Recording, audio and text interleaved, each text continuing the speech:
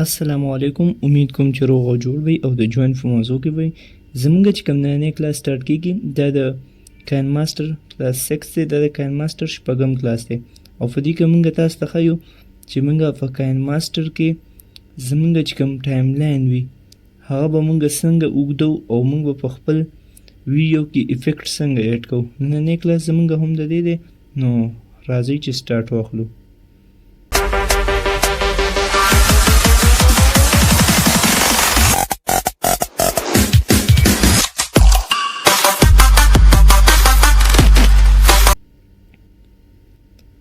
ټول ناول راشو کاینماستر ته.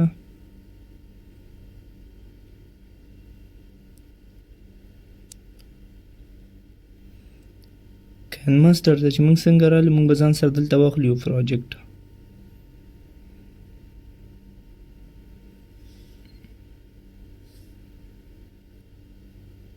صحیح شو. میډیا ته رالو دلته ځان سره واخلو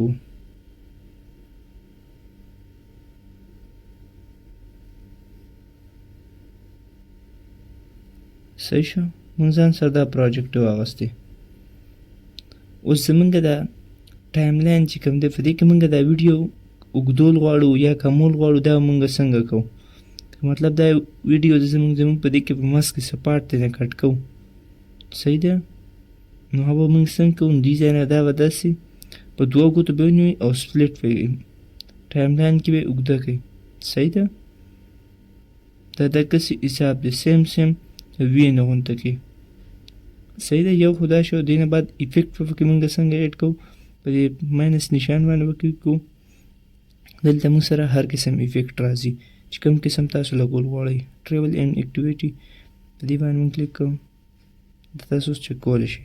په دې ټریول باندې کلیک کوئ. دې ځای چې تاسو سره راځي چې دې ځای تاسو څومره ټایم لپاره لګول غواړئ، زر یا ډېر ټایم نه دې ځای نه کمولی سیوا کولی شئ. اوس دا تاسو چک کولی شئ. صحیح ده. دې سره بس تاسو ویډیو بدلیږي. نو دا تاسو داسې په بل باندې هم لګولی شئ. سر بل باندې موږ دا یو لګوو. صحیح شو. په دې باندې موږ دا ولګوو او که موږ غواړو چې دا ترې ختم کړو نو پر دې نن باندې به کلیک کوو. صحیح ده. اوس که موږ دا زوړ هم ختموو پر دې نن باندې. صحیح ده. نو په دې قسم طریقې سره تاسو پکې خپل چې څومره قسم فلټر ایډ کوئ نو تاسو پکې دې ځای نه ټرانزیکشن دا فلټر ایډ کولی شئ. صحیح ده. نننی کلاس زموږ هم د دې شارټ کلاس و. انشاءالله پر روان کلاس که موږ تاسو ته د کاینماستر نور طریقه کار ښیو. صحیح ده.